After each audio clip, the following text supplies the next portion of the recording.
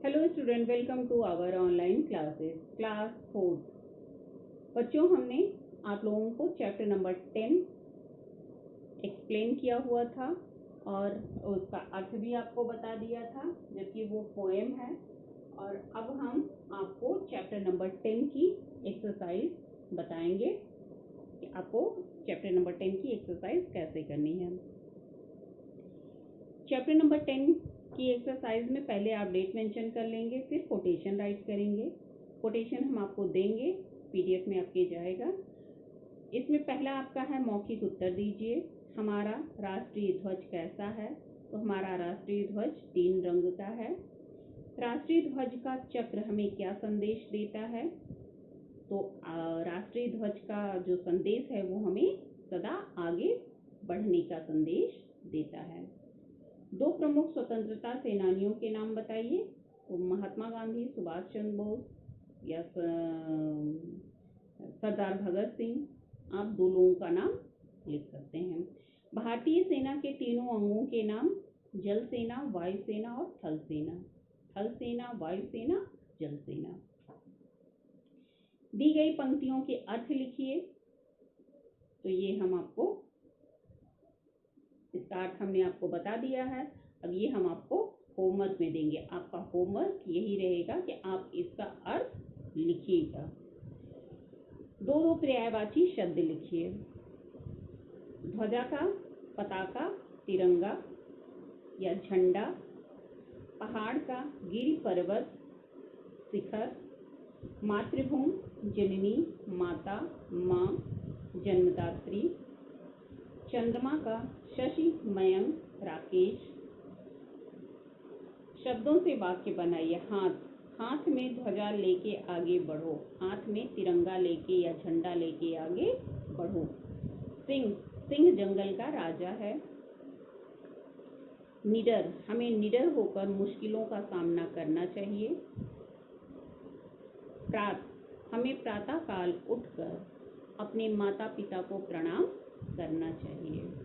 इसके बाद आपको यहाँ पे कुछ फोटोज दी गई हैं, उसमें उनकी आवाज़ दी गई है कि कौन कैसी आवाज़ निकालता है। तो कुत्ता है वो भौं भौं की आवाज़ निकालता है। बिल्ली म्याऊं म्याऊं, गाय बां बां करती है। तोता टें टें करता है। और ये मुर्गा कुकड़ू करता है। और गधा ढेंचू ढेंचू करता है। ठीक है। इसके बाद आपका चैप्टर है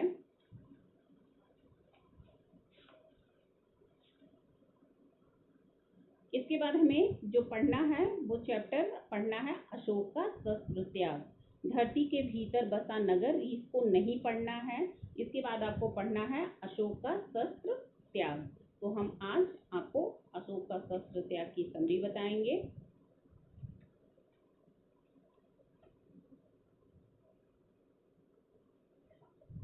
ये चैप्टर है अशोक का शस्त्र त्याग।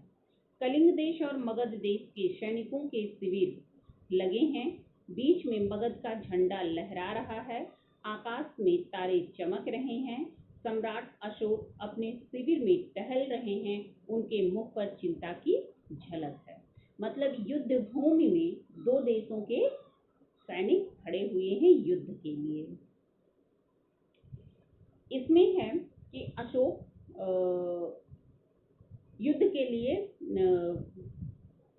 तैयार रहते हैं कि उन्हें युद्ध करना है और सामने उनके शत्रुओं की सेना रहती है। सवाल यहाँ पे ये उठता है कि जो उनके शत्रु की सेना रहती है उसमें उस सेना का के जो राजा होते हैं वो काफी वृद्ध हो चुके होते हैं। तो उनकी पुत्री रहती है, वो सारी चीज़ों की व्यवस्था खुद देखती है और युद्ध का संचालन भी वो स्वयं करना चाहती है। जब इन सब चीज़ों की जानकारी सम्राट अशोक को होती है तो वो ये कहते हैं कि मैं एक स्त्री के साथ युद्ध नहीं करूँगा, मैं स्त्री पे हाथ नहीं उठा सकता हूँ। तो ये चीज़ जब पद्मावती सुनती है तो वो ये कहती हैं कि ये तो पहले ही हार मान लिए, उन्हें पता है कि वो हार जाएंगे, इसलिए तो वो कहते हैं नहीं, मैं ये नहीं है कि मैं हार जाऊंगा, मैंने जो मेरी एक विचारधारा है कि मैं किसी भी स्त्री पे हाथ नहीं उठाऊंगा, तो मैं कैसे युद्ध लड़ सकता हूँ। युद्ध नहीं होता है। सम्राट अशोक का थोड़ा सा हृदय परिवर्तन हो जाता है और वो युद्ध से छोड़ के वो बौद्ध धर्म को ग्रहण कर लेते हैं और बौद्ध धर्म के अनुसार वे सभी को, जो उनके शत्रु हैं, वे भी उनके मित्र के समान हो जाते हैं, क्योंकि वो किसी के साथ युद्ध नहीं करना चाहते हैं। तो ये सारी चीज़ें इसमें दी गई हुई हैं। ये बहुत ही जो इसमें की वो शत्रु की सेना की वो राजकुमारी रहती हैं, उनका नाम पद्मा रहता है। तो पद्मा उनको कहती हैं कि मैं हत्यारे राजा अशोक से युद्ध करने आई हूँ, उसी ने मेरे पिता की हत्या की है। जब विपक्षी जो शत्रु सेना रहती है उसकी जब राजा की हत्या हो जाती है युद्ध में, तब वो आती है कि मैं अपने राज्य को मैं संभालूंगी, मैं उसका संरक्षण करूंगी, मैं युद्ध करूंगी। अशोक को ये चीज़ की जब जानकारी होती है कि वहाँ से राजकुमारी आई हुई हैं और जो युद्ध का संचालन कर रही हैं, तो उनके हृदय दिमाग में ये चीज़ आता है कि वह किसी स्त्री के साथ युद्ध नहीं कर सकते, क्योंकि वो किसी स्त्री पे हाथ ना उठाने की प्रतिज्ञा किए हुए हैं। तो इसी के साथ सारी चीज़ें होती हैं और सम्राट अशोक जो हैं वो ये कहते हैं कि आप मुझे कायर समझती हैं तो समझिए, लेकिन मैंने जो अपनी एक सोच बना रखी हुई है कि नहीं, मैं किसी स्त्री पे हाथ नहीं उठाऊंगा, तो मैं नहीं उठाऊंगा। आपको जो मुझे समझना है आप समझ लीजिए। वो अपना हथियार रख देते हैं और वे वो कर लेते हैं, बौद्ध धर्म ग्रहण कर लेते हैं। और बौद्ध धर्म में कुछ इसमें दिया गया है, जैसे कि कुछ जो बौद्ध भिक्षु होते हैं उनका कुछ रहता है कि बुद्धम शरणम गच्छामि, धम्मम शरणम गच्छामि, संघम शरणम गच्छामि।